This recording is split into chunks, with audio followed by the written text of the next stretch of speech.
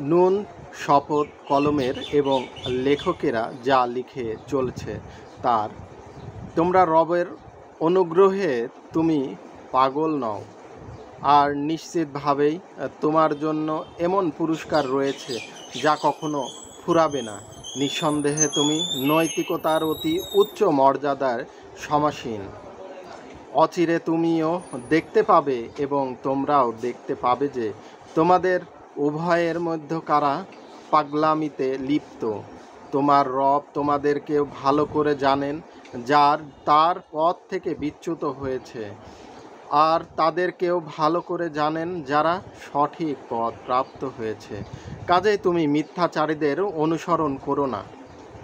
তারা তো চায় তুমি নমনীয়তা দেখালে তারাও নমনীয়তা দেখাবে। তুমি আবদমিত হয়েও না। তার দ্বারা যে কথায় কথায় শপথ করে সে মর্যাদাহীন।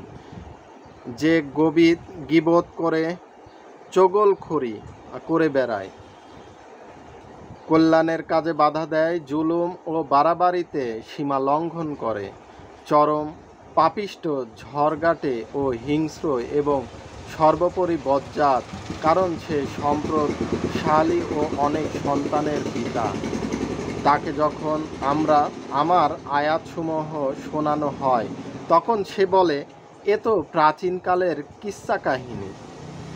শীঘ্রই আমি তার সুর দাঁড়িয়ে দেব। আমি এদের মক্কাবাসীকে পরীক্ষায় ফেলেছি, যেভাবে পরীক্ষায় ফেলেছি বাগানের মালিকদেরকে, যখন তারা শপথ করেছিল যে তারা খুব ভোরে গিয়ে অবশ্যই নিজেদের বাগানের ফল আহরণ করবে। তারা এ ব্যাপারে কোনো ব্যতিক্রমের সম্ভাবনা স্বীকার করছিল না। অতঃপর তোমার রবের পক্ষ থেকে একটা বিপর্যয় এসে সে বাগানে চড়াও হলো।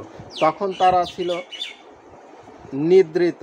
বাগানের অবস্থা হয়ে গেল কর্তৃত্ব ফলের ন্যায়। ভোরে তারা একে অপরকে ডেকে বলল, তোমরা যদি ফল আহরণ করতে চাও তাহলে সকাল সকাল ফলের মাঠের দিকে বেরিয়ে পড়ো।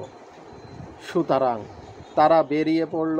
তারা নিচু গলায় একে অপরকে বলছিল, আজ যেন কোনো অভাবী লোক বাগানে তোমাদের কাছে না আসতে পারে। তারা কিছুই না দেওয়ার সিদ্ধান্ত নিয়ে খুব ভোরে এভাবে দ্রুত সেখানে গেল, যেন তারা ফল আহরণ করতে সক্ষম হয়। কিন্তু বাগানের অবস্থা দেখার পর বলে উঠল, আমরা রাস্তা ভুলে গিয়েছি। তাও না, আবার বরং বঞ্চিত হয়েছি। তাদের মধ্যকার সবচেয়ে ভালো লোকটি বলল, আমি কি তোমাদের বলিনি তোমরা তাসবিহ করছো না কেন? তখন তারা বলে উঠল, আমাদের রব অতি পবিত্র, বাস্তবিকই আমরা গুনাহগার ছিলাম। এরপর তারা সবাই একে অপরের তিরস্কার করতে লাগলো। অবশেষে তারা বলল, আমাদের এই অবস্থার জন্য আফসোস, আমরা তো বিদ্রোহী হয়ে গিয়েছিলাম। বিনিময়ে আমাদের রব হয়তো এর চেয়েও ভালো বাগান আমাদের দান করবেন। আমরা আমাদের রবের দিকে রুজু করছি।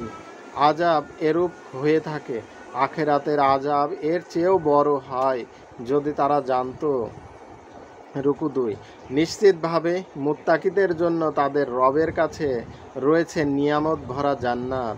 আমি কি অনুগ্রহদের অবস্থা অপরাধীদের মতো করব? কি হয়েছে তোমাদের? এ কেমন বিচার তোমরা করছো? তোমাদের কাছে কি কোনো কিতাব আছে যাতে তোমরা পাঠ করে থাকো যে তোমাদের জন্য সেখানে তাই আছে যা তোমরা পছন্দ করো? তোমাদের সাথে কি আমার কিয়ামত পর্যন্ত বলবৎ এমন কোনো চুক্তি আছে যে তোমাদের নিজের জন্য যা চাইবে সেখানে তাই পাবে? তাদেরকে জিজ্ঞাসা করে দেখো, এ ব্যাপারে কে দায়িত্বশীল, কিংবা তাদের স্বনিয়োজিত কিছু অংশীদার আছে কি যারা এ বিষয়ে দায়িত্ব গ্রহণ করছে তারা তাদের যে অংশীদারের নিয়ে আসুক। যদি তারা সত্যবাদী হয়ে থাকে, যেদিন কঠিন সময় এসে পড়বে এবং সিজদা করার জন্য লোকদেরকে ডাকা হবে, কিন্তু তারা সিজদা করতে সক্ষম হবে না। সেদিন কঠিন সময় এসে পড়বে এবং সিজদা করার জন্য লোকদেরকে ডাকা হবে, কিন্তু তারা সিজদা করতে সক্ষম হবে না। তাদের দৃষ্টি হবে অবনত, হীনতা ও অপমানবোধ তাদেরকে আচ্ছন্ন করে ফেলবে।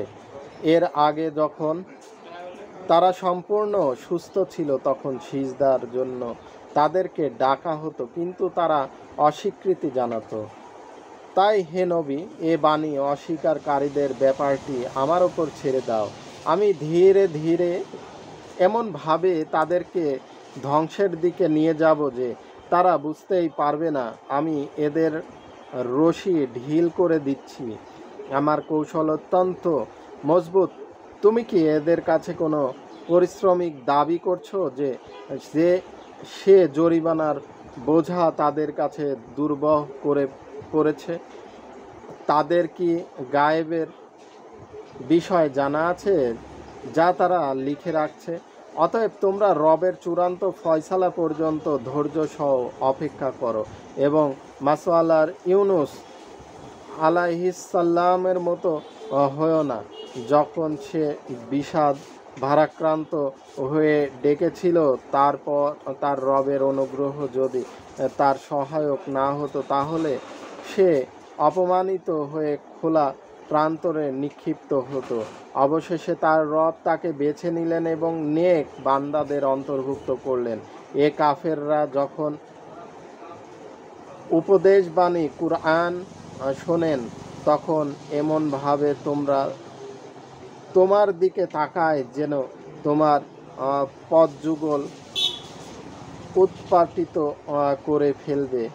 আরব বলে যে এ তো অবশ্যই পাগল, অথচ তাছাড়া সারা বিশ্ব জাহানের জন্য উপদেশ ছাড়া আর কিছুই নয়।